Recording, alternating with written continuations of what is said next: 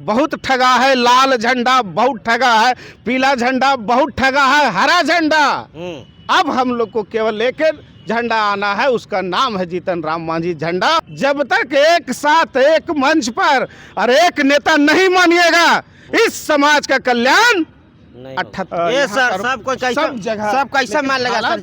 चुनाव में आप लोग खाली रैली करते हैं, जितने नेता होता है चुनाव में रैली करते हैं, बाकी जीतने के बाद 4 साल दबक जाते हैं। राजद के लठाई तो लाठी लेके खड़ा है।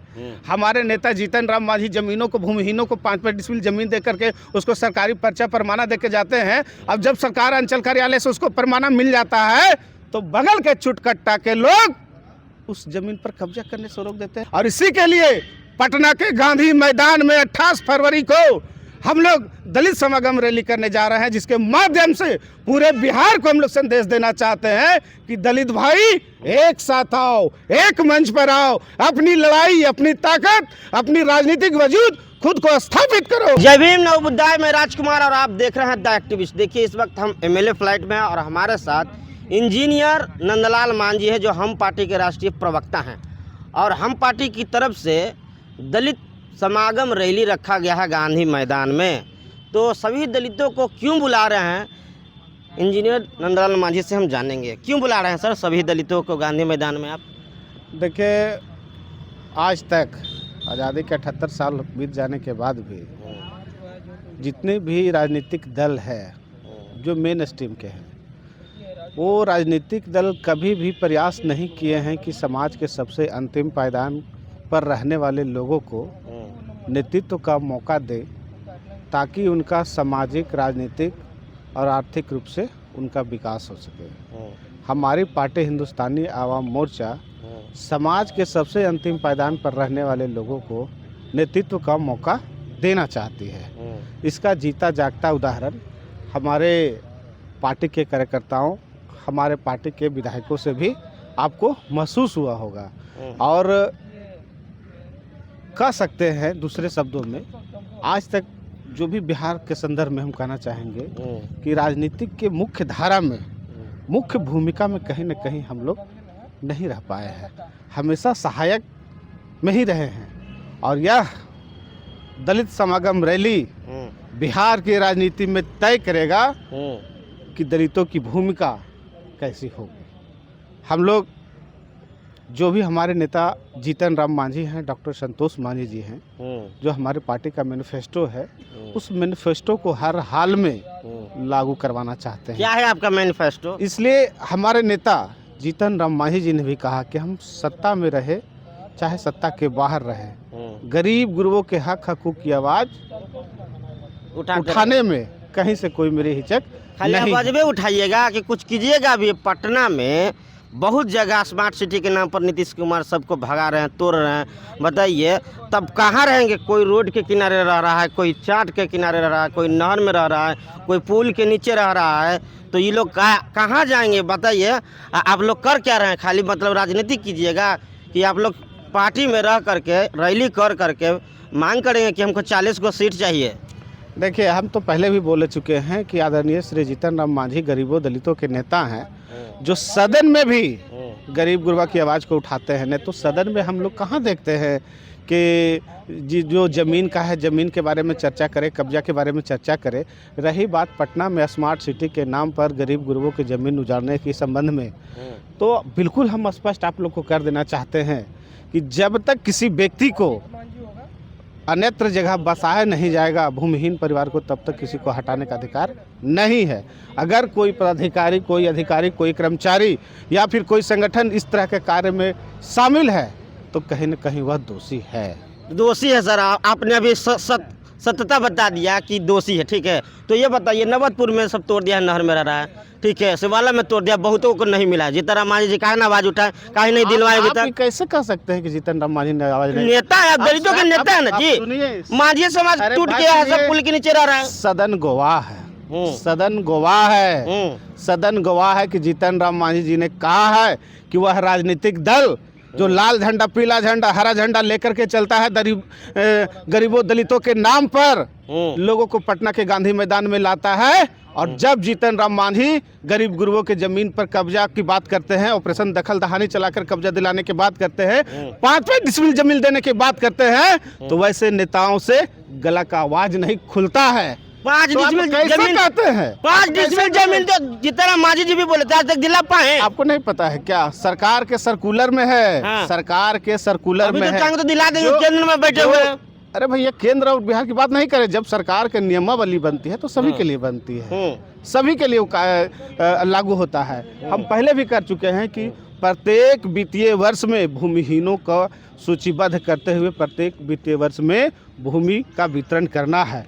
अगर किसी खास जगह पर अंचल अधिकारी के द्वारा इस तरह का कार्य नहीं किया जा रहा है तो वह दोषी के भागी हैं। हम लोग गया जिला में, मैं खुद कह रहे हैं, चाहे नगर का अंचल कार्यालय हो, चाहे बोध गया हो, चाहे टनकुप्पा हो, फतेहपुर हो, वजीरगंज हो, सिरघाटी हो, हम लोगों ने स्पष्ट रूप से उनको रेखांकित करते हुए कहा है कि प्रत्येक वित्तीय वर्ष में आपको भूमिहीनों का सर्वेक्षण करते हुए जो आपके पास आवेदन आता है कि हम भूमिहीन हैं, वैसे लोगों को पहली प्राथमिकता देते हुए बासगीत पर्चा परमाना हर हाल में आपको देना है। अगर आप नहीं दीजिएगा तो आपके ऊपर हम लोग कार्रवाई करने के लिए तत्पर है। रही बात पटना की, पटना में अगर इस तरह का संदर्भ उभर करके आ रहा है तो यहाँ के भी लोगों से भी कहना चाहेंगे कि आप आगे बढ़िए, आपकी लड़ाई हिंदुस्तानी युवा मोर्चा लड़ने के लिए तैयार है। चलिए तैयार है, हम आपको बताते हैं। पर्चा मिल चुका है, 13 साल से नहीं बसाया गया। दीपक मांझी खुल के बोल रहे थे और वो हड़ताल भी किए थे, घेराव किए थे फुलवारी ब्लॉक को, और सबको पर्चा मिल चुका है, लेकिन बसा अभी तक नहीं। कहाँ थे आप? और दीपक मांझी ने यह भी कहा कि जीतन राम मांझी आज तक किया कोचिए मुसरे लगे, दलित लगी, कहाँ कुछ किया? कुछ नहीं किया। शायद दीपक मांझी जी को पता नहीं है कि ऑपरेशन दखल दहानी क्या होता है। ऑपरेशन दखल दहानी चला कर के वैसे लोग जिसको बासगीत का पर्चा मिला है, परमाना मिला है, पुलिस प्रशासन के माध्यम से उसको कब्जा दिलाने का नाम है ऑपरेशन दखल दहानी। वह योजना के अंतर्गत अगर आप प्रशासनिक पदाधिकारियों को आवेदन देते हैं तो प्रशासन का फर्ज बनता है, प्रशासन उस पर कब्जा दिलाने का काम करेगी। तो दीपक मांझी को कहिए कि बिहार का जो संकल्प है, बिहार का जो कानून है, वो पढ़े और उसके हर हाल में लागू करे। अगर पुलिस पदाधिकारी लागू नहीं करता है तो वरीय पदाधिकारी के पास जाकर के उसकी शिकायत करे, ताकि हम लोग सक्षमता रूप से सरकार उस पर कार्रवाई कर सके। तो आपकी सहभागिता भी साथ हमारे होना चाहिए, तभी कहीं ना कहीं सरकार और जनता के बीच में जो समन्वय है वह स्थापित होगा। सर तो विपक्ष में है, मतलब क्या बोलते हैं, राजद में वो है दीपक मांझी, तब ऐसा आरोप लगा रहा है, वो लड़ भी रहे। लेकिन आप सरकार में तो अब तो आप बसा देते पदाधिकारियों पर, वहाँ के सीईओ पर दबाव डालते, फोन करके बोलते, तब न हम बसता। अभी भी कह रहे हैं कि ऑपरेशन दखल दहानी योजना है, उस योजना के तहत वहाँ के जो लोग प्रभावित लोग हैं उनसे आवेदन दिलवाइए और आवेदन की कॉपी हम लोग को भी दीजिए। कैसे नहीं सुनता है, हम लोग भी देखेंगे। चलिए एक बात और जो आप कह रहे हैं विपक्ष वाली बात, तो उनको जरा फ्रेम चेंज करने कहिए, समझे? ग्लास का जो है ना उसको बढ़ावे, कहीं उन लोग को दिखता उखता नहीं है क्या हो रहा है, नहीं हो रहा है। एक निराला यादव थे, निराला यादव जो आप ही के पार्टी में थे, वो तो पूरा बोल रहे हैं कि फ्यूज हो जाएगा, मतलब रैली जो है ना फेल हो जाएगा, एक को देखिएगा कोई नहीं आएगा, ऐसा बोल रहे थे। अब वो आपका पार्टी से निकाल दिए क्या आप उनको? अब फेल हो जाएगा कि पास हो जाएगा वो तो 28 तारीख को नहीं पता चलेगा। 28 तारीख वो बेचारा अपना है, राजनीति कर रहे हैं। अच्छा, हम लोग उनके ऊपर काहे कमेंट करेंगे, वो हम लोग के पहले भाई रह चुके हैं। अच्छा बोध गया। रही बात राजनीति की लड़ाई, तो लड़ाई लड़ रहे हैं, उनकी जो जहाँ तक समझ है, जहाँ तक उनको आता है वो करेंगे। उनको हम तो बोले ना पहले भी, विपक्ष को चश्मे का फ्रेम बदलना चाहिए, ताकि विकास रूपी जो काम इस राज्य में हुआ है, आदरणीय नीतीश कुमार के रीजन में, आदरणीय प्रधानमंत्री नरेंद्र मोदी जी का रीजन में, उस पर भी हम लोग कहना चाहेंगे। और हम लोग पुनः कहते हैं कि इस दलित समागम का संदर्भ आप लोग समझिए। अगर आप लोग हम लोग को जान रहे हैं, समझ रहे हैं, जीतन राम मांझी जी इतना दिन से लड़ाई लड़ रहे हैं, तो कोई ना कोई तो बात जरूर होगी। कई ऐसे योजनाएं हैं जो आज तक धरातल पर नहीं उतरी थी, लेकिन जीतन राम मांझी जी ने आवाज़ उठाया, वह धरातल पर उतरा है। चाहे पुलिस प्रशासन का मामला हो, 12 महीने से 13 महीने का वेतन देने की बात हो, चाहे ऑपरेशन दखल दहानी चला करके जमीन पर कब्जा दिलाने की बात हो, 3 डिसमिल जमीन देने की बात हो, हमारे नेता तो 3 डिसमिल जमीन दी है किसी को? अरे जरा देख, पता कर लीजिए। चुनाव जब टूटेगा, लगभग 12 किलोमीटर टूटने वाला, दलित उजड़ जाएंगे हजारों। पता कर लीजिए कि क्या प्रोसेस है। आप उसके जो आवेदन है विधिवत रूप से आप आइए, आप पर जरूर हर समस्या का हल होगा। चलिए जीताराम मांझी की बात करते हैं। बोधगया से आते हैं। बोधगया में बौद्ध भिक्षु भूख हड़ताल पर बैठे हुए हैं। सरकार में काहे नहीं गए? पहले तो बोलते थे जीताराम मांझी कि राम काल्पनिक है, अब जाकर कुंभ में डुबकी लगा रहे हैं। देखिए वहाँ महाबोधि में वहाँ जो धरना प्रदर्शन कर रहे हैं उसका संदर्भ क्या है, मुझे उसकी जानकारी नहीं है। मैं बता देता हूँ उसका सर। संदर्भ क्या है मैं बताता हूँ सर, सुनिए। जिस तरीका से मंदिर में होता है ब्राह्मण पुजारी, ठीक है, और चर्च में होता है फादर ना, और गुरुद्वारा में होता है गुरु नानक, और क्यों बोलते हैं मस्जिद में होता है मौलाना। ठीक उसी प्रकार से बौद्ध धर्म के अनुसार बौद्ध धर्म में बौद्ध भिक्षु होना चाहिए, तो उसमें ब्राह्मण हेला हुआ है, ब्राह्मण कब्जा किया हुआ है। तब उन लोगों का मांग है कि ब्राह्मण इस यहाँ से हटाया जाए, क्योंकि जब बौद्ध का ये है तो यहाँ सिर्फ बौद्ध ही रहेंगे, ब्राह्मण नहीं रहेंगे। और भूख हड़ताल पे बैठे हुए हैं। जीताराम मांझी को जाना चाहिए कि नहीं? पहले बोलते थे काल्पनिक है राम, आज अब कुंभ में डुबकी लगा रहे हैं, जहाँ जाना है वहाँ तो जा नहीं रहे हैं। जैसे आप तो पहले बोले, जो जिस संगठन के द्वारा वहाँ पर धरना प्रदर्शन किया जा रहा है, मांग किया जा रहा है, उन संगठन के लोगों का क्या इसमें रिस्पांस है? हमारे नेता के पास आए हैं कि नहीं, मिले हैं कि नहीं, जाने हैं कि नहीं? अचानक किसी व्यक्ति के बारे में धरना प्रदर्शन दे रहा है तो हम लोग जाके बैठ नहीं ना सकते हैं?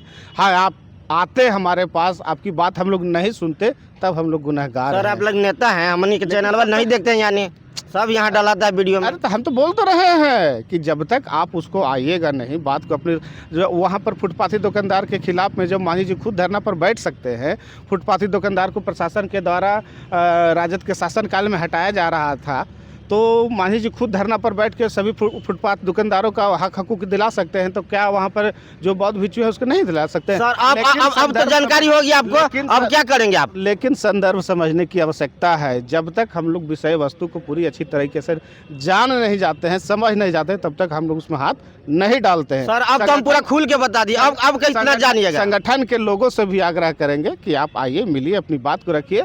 धरना प्रदर्शन करने की बात होगी तो मांझी जी खुद आपके साथ बैठेंगे। भूख हड़ताल पर है वो लोग। अरे भैया पहले तो समझ तो जाइए। आप कहेंगे कि ना हम कूद के जाने दे देंगे, तो उसका कोई माने मतलब है? पहले संदर्भ समझिए। आपने विषय वस्तु को आदरणीय श्री जीतन राम मांझी जी से अवगत कराया है कि नहीं? यह भी तो एक विषय है, इस पर क्यों नहीं बात करते?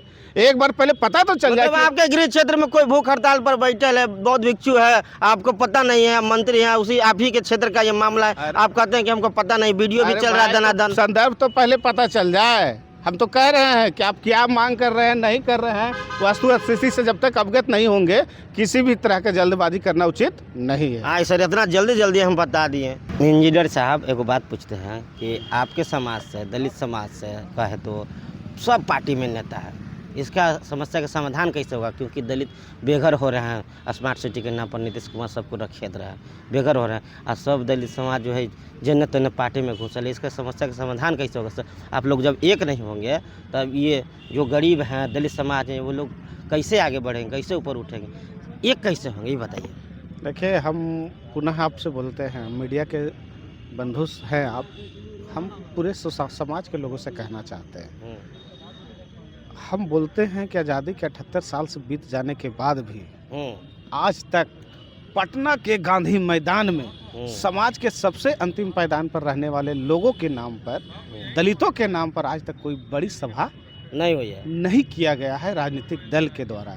हिंदुस्तानी अवाम मोर्चा पार्टी ऐसी पार्टी है बिहार में जो केवल दलितों के नाम पर पटना के गांधी मैदान भरने की तैयारी तो मतलब कर रही है। दलित समाज के जितने लोग हैं सभी पार्टियों में सभी को बुला रहे हैं। हम कहेंगे सबको न्योता आइए। जब हमारे परिवार हैं, आप हमारे परिवार के अंग हैं, तो आपको आना चाहिए, मुद्दे के साथ आना चाहिए। और हम पुनः आपसे कहेंगे, जितने भी राजनीतिक दल हैं, जो लोग इधर उधर छटके हुए हैं, किसी एक को नेता मानना होगा।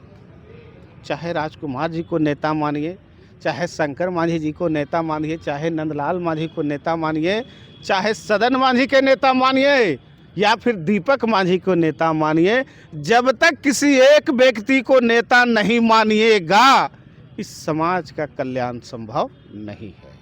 हम पुनः कहना चाहते हैं, बहुत ठगा है लाल झंडा, बहुत ठगा है पीला झंडा, बहुत ठगा है हरा झंडा।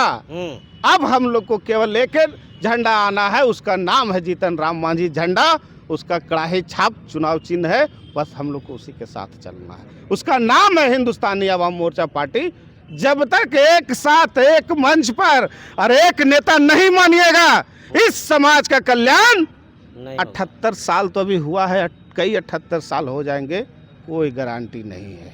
इसीलिए हम सभी लोगों से कहना चाहते हैं कि जो गरीब गुरुओं की पार्टी है, हिंदुस्तानी अवाम मोर्चा पार्टी है, जो राजनीतिक दल है, कहीं न कहीं एक को तो माथा मानिए। आज पटना के गलियों में घूमते हैं, तंग गलियों में, तो लगता है कि आज भी हम लोग नरक के जीवन में हैं। चाहे चुल्हाई चक हो, चाहे बहादुरपुर हाउसिंग कॉलोनी हो, चाहे आपका ये यहाँ सर पर- सब कोई कैसा सब जगह सब कैसा लेकिन मान लगा सर। हालात- चुनाव में आप लोग खाली रैली करते हैं, जितने नेता होता है चुनाव में रैली करते हैं, बाकी जीतला के बाद 4 साल दबक जाते हैं, ऐसे और लेते हैं, साल और लेते हैं। जैसे प्याज का छिलका होता है ना, एगो कम्बल, एगो रजाई, एगो दर, एगो मच्छरदानी, सफेद, एगो गमछी, जैसे प्याजवा के एगो हटाइए तो एगो मिलेगा, एगो हटाइए तो एगो मिलेगा, एगो हटाइए एगो मिलेगा। ठीक उसी प्रकार से 5 साल तक विधायक या मंत्री दबकर रहते हैं। अब चुनाव आया है तो आप निकले हैं कहीं कि के नेता मानिए, तो कैसे मान लेगा लोग? ये कैसे आप मान सकते हैं?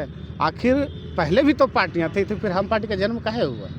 हाँ, 2015 में हम पार्टी का काहे बना? हमारे जनता का आशीर्वाद हमको 2015 में सर बन गया, 10 साल में सुनिए ना सर, थोड़ा सा सुनिए। जब तक लोगों का समर्थन हमको प्राप्त नहीं हुआ तो हम लोग कैसे आगे बढ़ रहे तो 10 साल हो गया, कैबिनेट में मंत्री बन गए, राज्य में भी मंत्री बन गए, 10 साल में क्या मुसर लगी, दलित लगी। यही तो हम लोग कहना चाहेंगे कि अरे भाई, हम तो कह रहे हैं कि यार कैबिनेट उमनेट का कभी निकाल के देखिए। जीतन राम मांझी जब मुख्यमंत्री रहते हैं, तेजस्वी यादव रहते, भरी सदन में उन्होंने कहा है कि हमारे जमीन पर कौन लोग कब्जा कर रहे हैं। राजद के लठाई तो लाठी लेके खड़ा है। हमारे नेता जीतन राम मांझी जमीनों को, भूमिहीनों को 5-5 डिसमिल जमीन दे करके उसको सरकारी पर्चा परमाना दे के जाते हैं। अब जब सरकार अंचल कार्यालय से उसको परमाना मिल जाता है तो बगल के चुटकट्टा के लोग उस जमीन पर कब्जा करने से रोक देते हैं। और कहते आखिर वो लोग कौन है? आप इस पर सवाल क्यों नहीं उठाते? हम बताते हैं, हाँ, हम कौन बताते हैं। है? आप ही के समाज से तो लोग वह पटिया में कौन है? घुसल है, जो पटिया के आप बुराई कर रहे हैं। वैसे लोगों तो हम कहना चाहेंगे कि भाई अभी भी समय है, वक्त रहते हुए एक मंच पर आइए, एक साथ आइए, समाज को लेकर के चलिए, तभी इस राज्य का कल्याण होगा, हमारे लोगों का कल्याण होगा। और अन्यथा इसी तरह से अगर हम लोग बटे रहेंगे, समूहों में बटे रहेंगे, तो कहीं ना कहीं बटेंगे तो कटेंगे नहीं। अगर बटेंगे तो कहीं ना कहीं हमारी राजनीतिक लड़ाई जो है कहीं ना कहीं कमजोर होगी। और इसी के लिए पटना के गांधी मैदान में 28 फरवरी को हम लोग दलित समागम रैली करने जा रहे हैं, जिसके माध्यम से पूरे बिहार को हम लोग संदेश देना चाहते हैं कि दलित भाई एक साथ आओ, एक मंच पर आओ, अपनी लड़ाई, अपनी ताकत, अपनी राजनीतिक वजूद खुद को स्थापित करो और राजनीति के मुख्य धारा में लो और राजनीति के मुख्य धारा में अपने आप को स्थापित करो। इसीलिए हिंदुस्तानी अवाम मोर्चा के द्वारा गरीब गुरुओं भाई दलित परिवारों को आह्वान किया जा रहा है। और कल नज़ारा पटना के गलियों में देख लीजिएगा, पटना के धरती पर देख लीजिएगा। देखिए, इंजीनियर देवेंद्र मांझी गरज गरज के बोल रहे हैं कि जो भी पार्टियां में दलित समाज के जितना भी नेता हैं फैले हुए हैं, सब एक मंच पर आइए और सबको बुला रहे हैं कि आइए, तभी हम लोग मिल करके लड़ाई लड़ेंगे और गरीबों की सेवा कर पाएंगे। क्या प्रतिक्रिया कमेंट बॉक्स में बताइएगा। वीडियो फेसबुक पर देखते हैं शेयर कीजिए, यूट्यूब पर देखते हैं सब्सक्राइब कीजिए। धन्यवाद।